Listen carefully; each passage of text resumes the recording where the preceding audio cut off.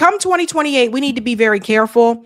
Some of these candidates that are talking a good game now are going to start to, I guess, slip. They're going to start to show, the mask is going to fall off. That's already happening with Gavin Newsom right now. Gavin Newsom is getting roasted on social media because Gavin Newsom praised Ronald Reagan. That's right. Gavin Newsom did. But who is Gavin Newsom? Because I see him doing things and he's moving in certain type of ways. Here he is on the NBA podcast here. He switches up with whoever he's talking to. Be very careful. They're going to try to use like our lingo and our language and all that type of stuff to relate to us and to show us that they're the cool guy or the cool chick or whatever. So listen to what he said here on NBA podcast. But also, it was also about paying the bills, man. And it was just like hustling.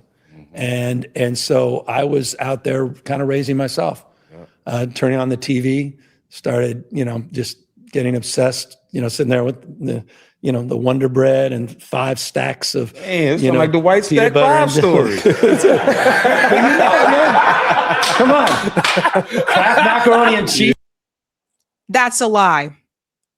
So Gavin Newsom is trying to appeal. I guess he's trying to appeal to the black voters with this particular podcast and what he just said. I was sitting there with the stacks of Wonder Bread. He goes on to talk about mac and cheese. That's a lie. I'm going to show you where Gavin Newsom came from. So be careful, guys. Be careful, man. Macaroni and cheese. Man, bro. Are you talking about me? Yo, YG, but man. Every day in the backyard, just bouncing the basketball, throwing the ball against the wall until the ball is just like fraying, man. And your arms yourself. That's it. Whole thing. So just and then then this student that was shitty student is in the back with his head down. All of a sudden, started throwing the baseball a little faster than everyone else. And started, make a few free throws because I was sitting there practicing 500 of them every damn night. And in high school, I look up in the stands, my dad's back up there. Okay. Dope. And it's like, man. And then he's bringing his friends and you're captain of the team. And you're like, gee, and it just saved me. And it got me into college. Guys, he started off by saying hustling. But also, it was also about paying the bills, man. And it was just like hustling. So we got to be careful, okay? Because I'm seeing some things. Gavin Newsom don't normally talk like that, but because she's there on the NBA podcast, all of a sudden it's just, let me use the lingo, right? So let me show you where Gavin Newsom came from. Susan Crabtree says, downright sociopathic, Gavin Newsom was growing up Getty. Here's a list of Getty Lagarce Gavin Newsom received. Vacations to Africa and Hudson Bay as a child. Plump Jack wine business shortly after college. Great Gatsby themed roaring 20s, 30s birthday party at the Getty San Francisco estate. 233 lavish wedding to Kim Guilfoyle. At least $500,000 for his gubernatorial run. $1 million to purchase a Pacific Heights home and more millions in joint real estate ventures. Read all about it. We have an entire chapter about Gavin's early years growing up Getty. So this is what I'm saying. These people are being posers and they're trying to sell stories that aren't even true.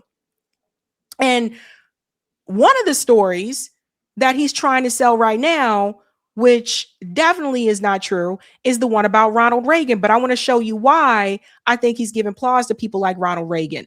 When he was questioned about taxing billionaires, this is what Gavin Newsom said. So there is a wealth tax proposal in California that I think you are adamantly against. Yes, I am. And we have a mayor that's coming here in New York who would like to have a wealth tax if he could.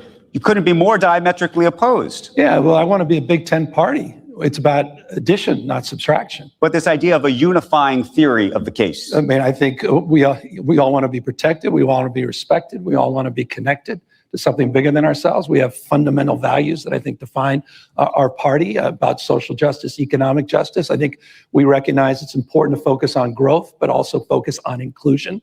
We have pre-distribution Democrats. We have redistribution Democrats. And therein lies the dialectic and therein lies the debate within the Democratic Party. We also have Democrats that are representative of their districts, representative of the people that they represent. So much punditry has been done about, well, is the future of the party Mandami? At the same election that occurred, well, is a future, hold on, of Virginia, is the future New Jersey, is a future. But which is it? And that's the question about the unifying theory question, which is you could have a big tent, but if the theories of the case are so diametrically opposed, how split and broken is the party? Look, the party's knitting itself back together. We got shellacked in the last election. And there's been a lot of forensic analysis, perhaps not enough, about what happened. So what I thought was interesting is that when he was questioned about taxing billionaires more money, which I think they should be taxed more, all of a sudden this concept of addition and subtraction comes into play. Meanwhile, billionaires have been subtracting from poor people for years. So he talks about this idea of a big tent party. So it was okay all this time that money was being taken from us. But now when we ask the question about money being taken from billionaires, it's a problem and we're a big tent party. So we want to include everybody. I see a lot of people praising Gavin Newsom because he was attacking Donald Trump. He did come at him pretty heavily during a time when Hakeem Jeffries and some of them were not willing to do so. But now you're starting to see the real Gavin come out because Gavin Newsom shared this on X. This is from, and this was posted from his office. It was posted from his news office. Okay. He shared the presidency once served as a reminder of our common humanity. Ronald Reagan described its purpose as building a nation composed of good and decent people. Ronald Reagan. So you see, Gavin Newsom is a Ronald Reagan Democrat, which means that he would rather praise Ronald Reagan, someone to his right, than praise someone like Zora Mondami, who was actually to his left. You get what I'm saying? This is the problem that I've noticed with a lot of these people that want to run for president. It's like, they know that Trump is a problem. But at the same time, they also feel as though people like Zora Mondami is a problem. And Zora Mondami, you know, he hasn't even gotten his office yet, but he hasn't even gone as far as many thought he was going to go. He's walked back some things. But this simple idea of even taxing billionaires is a problem for Gavin Newsom. He's out here praising Ronald Reagan. And a lot of people went off on him. So why is this a problem? Let's talk about who Ronald Reagan really was. Gavin Newsom is running in a party that needs the black vote in order to win. Ronald Reagan was not a friend to black Americans in this country. Some of his policies greatly decimated the black community. In fact, I'll take you to one here. How can we forget about this? Speak to you not simply as fellow citizens, but as fellow parents and grandparents and as concerned neighbors. It's back to school time for America's children, and while drug and alcohol abuse cuts across all generations, it's especially damaging to the young people on whom our future depends. So tonight, from our family to yours, from our home to yours, thank you for joining us. America has accomplished so much in these last few years, whether it's been rebuilding our economy or serving the cause of freedom in the world. What we've been able to achieve has been done with your help, with us working together as a nation united. Now we need your support again. Drugs are menacing our society. They're threatening our values and undercutting our institutions. They're killing our children. From the beginning of our administration, we've taken strong steps to do something about this horror. Tonight, I can report to you that we've made much progress. 37 federal agencies are working together in a vigorous national effort.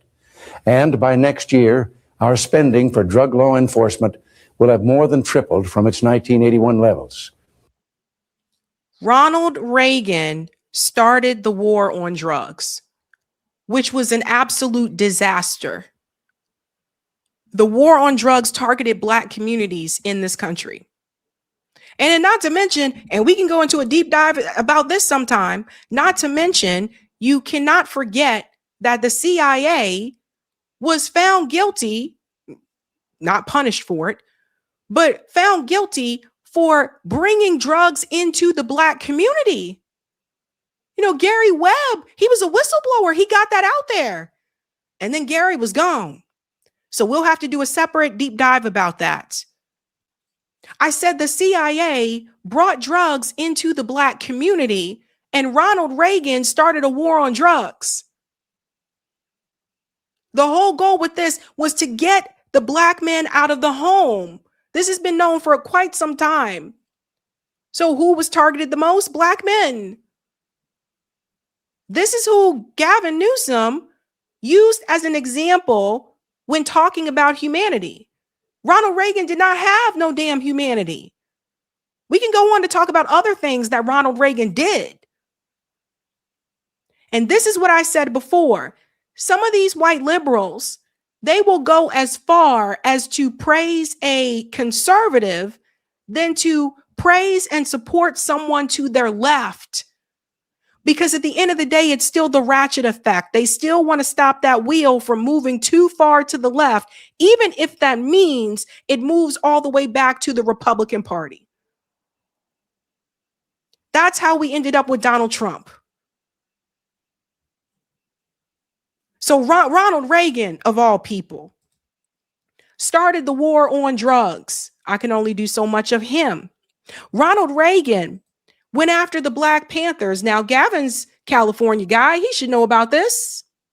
The Black Panthers, the NRA, Ronald Reagan, armed extremists, and the Second Amendment. Let's go on. This part right here is pretty much what you need to see. In 1967, California codified into law AB 1591, otherwise known as the Mulford Act, sponsored by Oakland Assemblyman Don Mulford. AB 1591 made it a felony to publicly carry any firearm either openly or concealed in public places without a governmental license to do so. The law came about after the events of May 2nd, 1967, when a group of 30 Black Panthers appeared visibly armed at the California State Capitol building to protest an earlier version of AB 1591.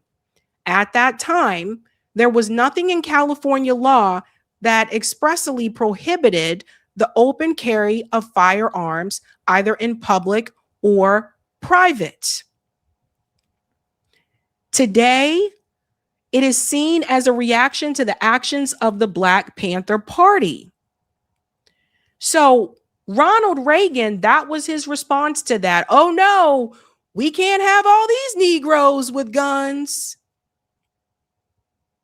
Oh no, no, no, no, no. Let's go ahead and put some laws in there. Ronald Reagan had a problem with that. Ronald Reagan also was caught on a hot mic with this phone call with Richard Nixon. I don't know if everybody remembers about this. Shout out to Professor Zinkus for sharing this. This is who Gavin Newsom just praised. Gavin Newsom, 2028 Dem nominee favorite, went on X yesterday to rehabilitate Ronald Reagan, a man who called Black people monkeys. Listen to this. Everybody remember this? Reagan had phoned Nixon at the White House to vent his frustration at African delegates who celebrated the vote. Last night, I tell you, to watch that thing on television, as I did. Yeah. To see those monkeys from those African countries. Damn them, they're still uncomfortable wearing shoes. Reagan had phoned Nixon at the White House to vent his frustration at African delegates who celebrated the vote. Last night, I tell you, to watch that thing on television, as I did. Yeah. To see those monkeys from those African countries. Damn them. This is who Gavin Newsom compared humanity to. Ronald Reagan had humanity. Yes, Donald Trump is abhorrent. Yes, Donald Trump is a problem. But that doesn't mean that you start giving props to Ronald Reagan. That's the part to me that's insane.